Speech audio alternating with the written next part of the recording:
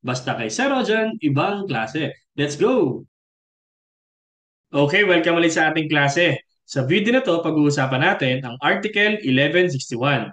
Dito sa 1161, pinag-uusapan ang acts or omissions punished by law kung paano siya naging source of obligation. Ready ka na? Sige, start tayo. Let's go! Ayan. So, basahin muna natin ang Article 1161. Article 1161, civil obligations arising from criminal offenses shall be governed by the penal laws, subject to the provisions of Article 2177 and of the pertinent provisions of Chapter 2, Preliminary Title on Human Relations, and of Title 18 of this book, Regulating Damages. So dito sa 1161, pinag-uusapan kung anong magiging liability ng isang tao kapag nag-commit siya ng krimen punishable by law. Yun yung ating acts and omissions punished by law. So basically felonies. So pinag-uusapan natin dito is the civil liability. Yung isa kasi criminal liability. Pag sinabing civil liability, meron kang babayarang damages on top of the imprisonment.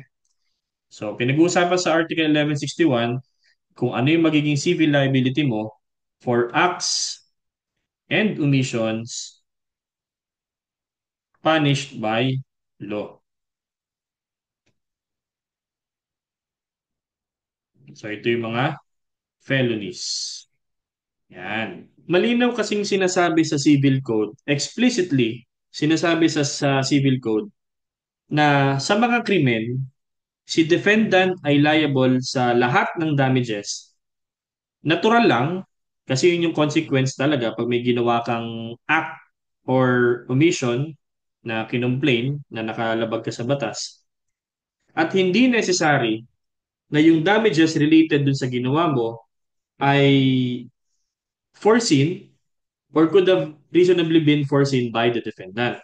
So again, Civil Code explicitly states that in crimes,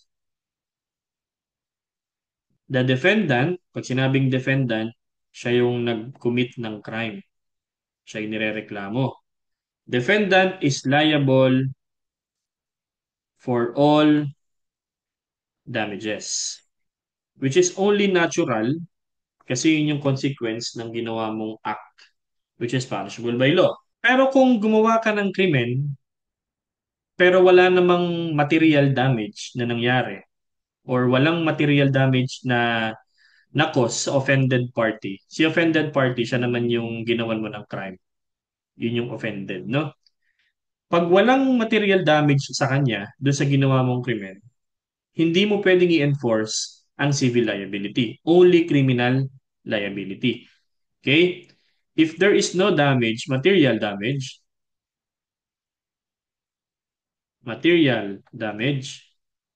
caused to the defendant, civil liability cannot be enforced. So, i-assess yan kung gaano kagrabe yung naging dulot ng ginawang krimen sa isang offended party. If there's no material damage, then civil liability cannot be enforced. Si offender, yung nang-offend, or si defendant, criminally liable lang siya at pwede siyang makulong, okay, among other penalties. Pwede siyang magbayad ng fine or kung sa sa perspective ng isang public official, disqualification sa public office. Okay, that is if there is no material damage.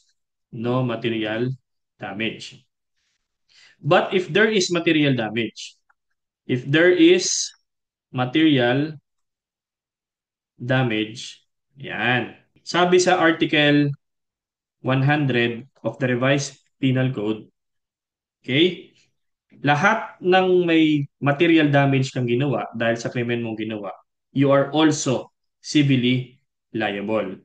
And yun yung sinasabi nga sa Article 100 of the Revised Penal Code, every person criminally liable for a felony is also civilly liable. So, every person criminally liable for a felony is also civilly liable.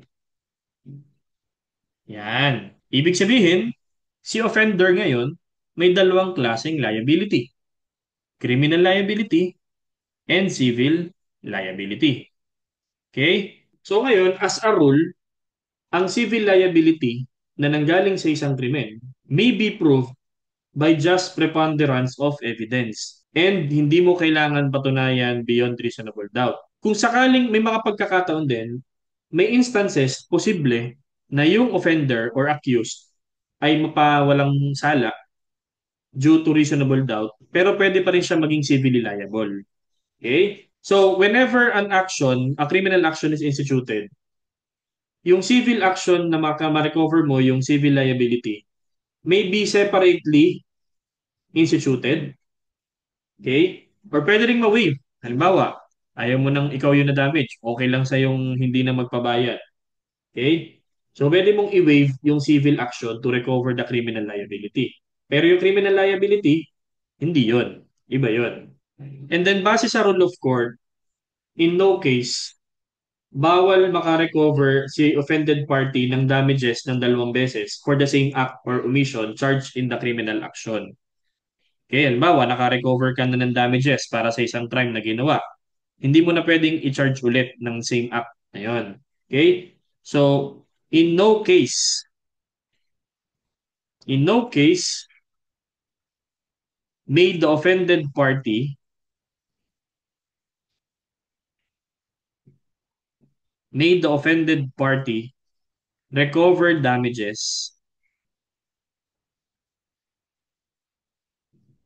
twice for the same act or omission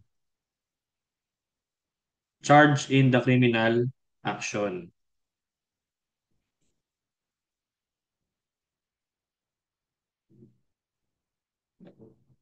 Let's say halimbawa, um, ninakawan ka, tapos nagkaroon ka ng damages dun sa ginawa niyang pagnanakaw sa'yo.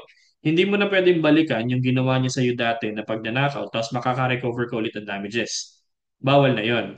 So, in no case may the offended party recover damages twice for the same act or omission charged in the criminal action. So ngayon, ano-ano yung mga pwedeng maging civil liability ng isang offender?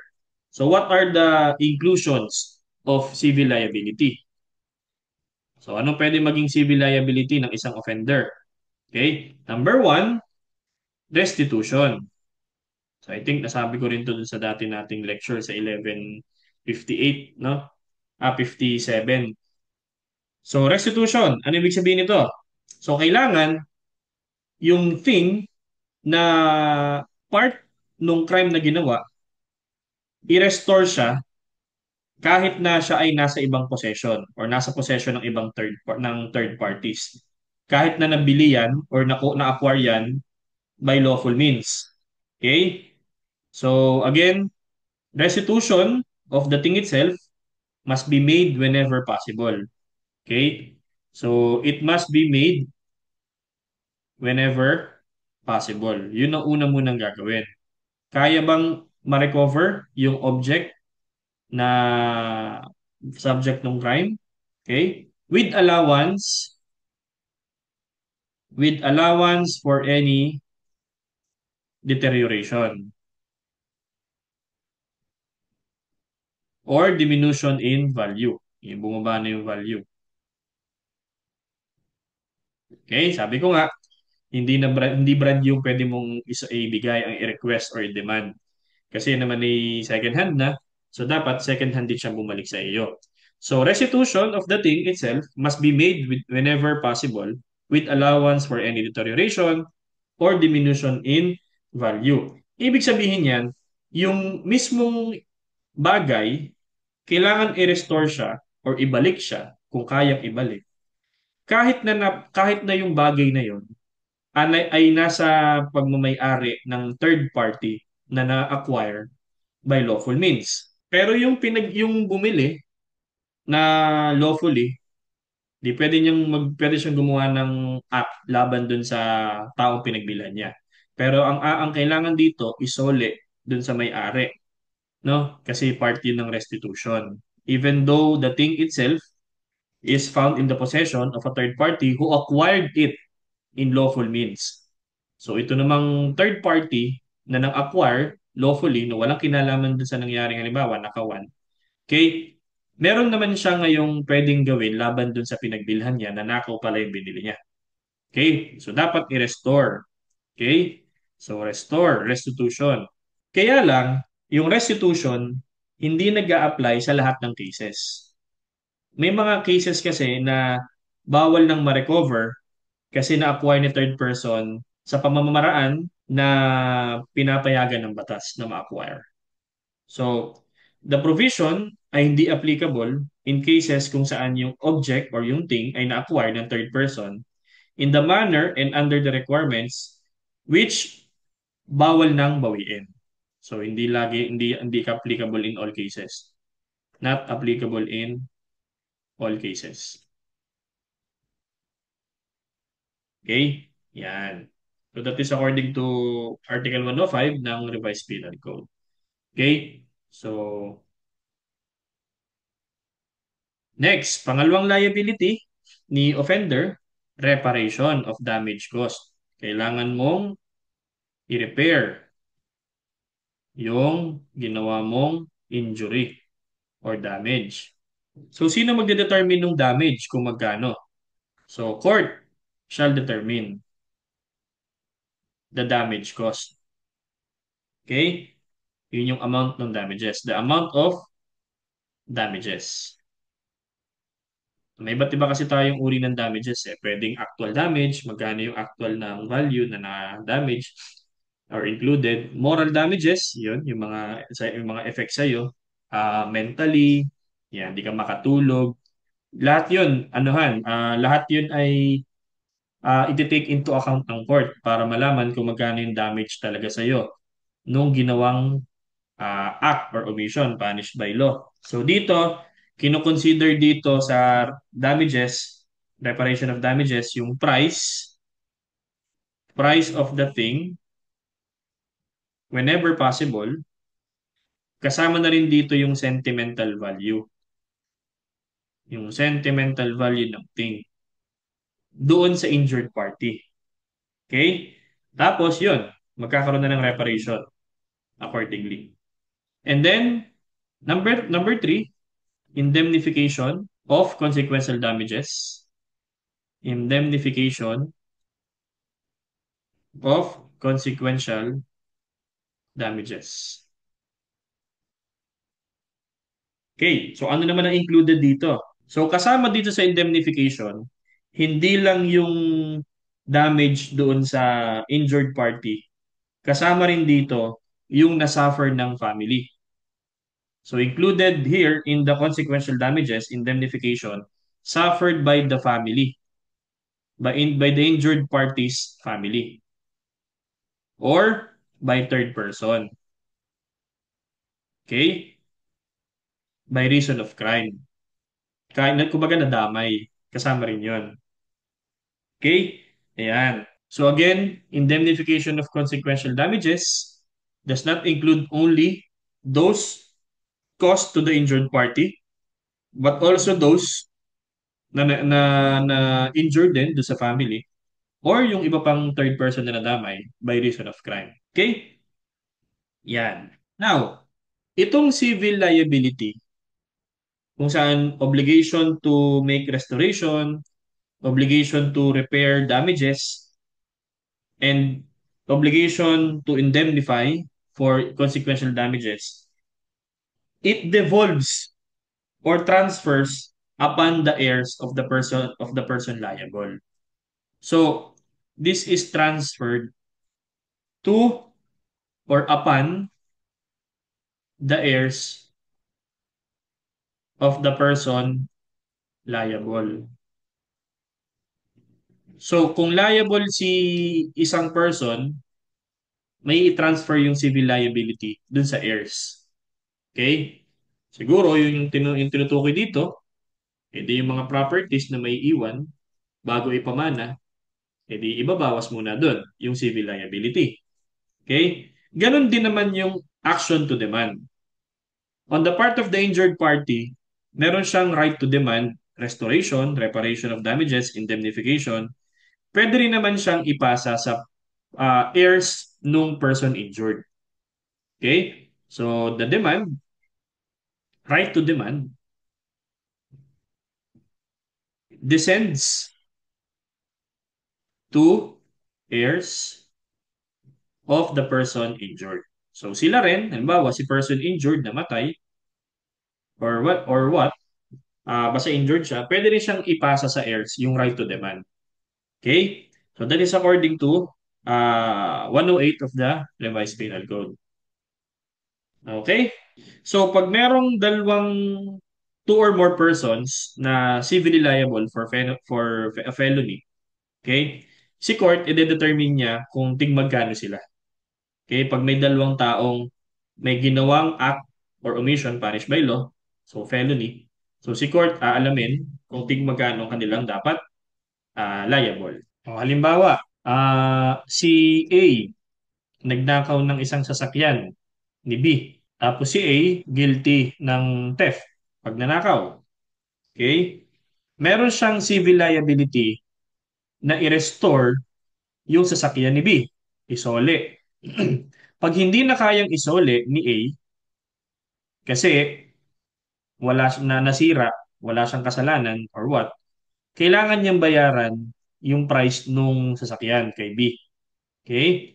Kailangan niya ring bayaran kung sakaling ginagamit ni A yung sasakyan, kung sakaling ginagamit ni B yung sasakyan niya bilang taxi, kailangan din bayaran ni A yung mga nawalang profits. Pati na rin yung hindi makatulog si B, kakaisip. So, iba pang damages na sustain ni B. So, ganun siya. Okay? Ayan. Tapos, kapag namatay si offender, bago pa yung final judgment na siya talaga ay guilty, hindi mawawala yung civil liability. O, sulat natin yon. The death of the offender before final judgment does not extinguish the civil liability arising from the crime. Yan. So, kahit na namatay yung accused, kahit na namatay siya bago pa nagkaroon ng guilty verdict, hindi pa rin mawawala yung kanyang civil liability. Okay? So, sino magbabayad? Eh, patay na siya. So, pag namatay na siya, may papasa yung civil liability dun sa estate o yung mga ari-arian nung accused.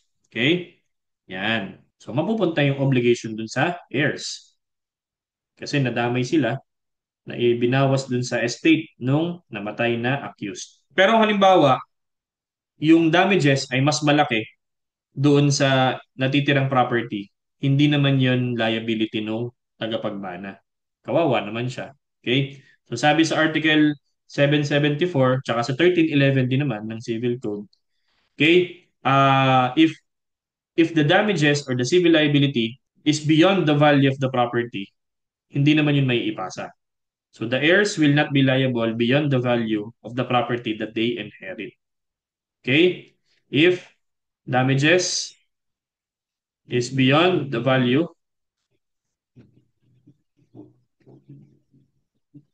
heirs are not liable. Yan. Liable. This is according to Article 774 and Article 1311. Okay? So I think pwede na nating i-cut yung discussion natin dito. And we have talked about 1161 tungkol to sa mga acts or omissions punished by law at bakit siya naging source of obligation natin. So diniscuss natin din dito kung ano na yung mga civil liabilities na dapat bayaran ng isang offender sa offended. Okay? And ayun, Hopefully, meron akong naidagdag sa inyong bagong learning and kung medyo nabilisan ka, ulitin mo lang para at least makahabol ka. So again, lagi kong sinasabi sa inyo, mag-aaral mabuti, mag-ingat palagi, at ibang klase ka. So, bye-bye!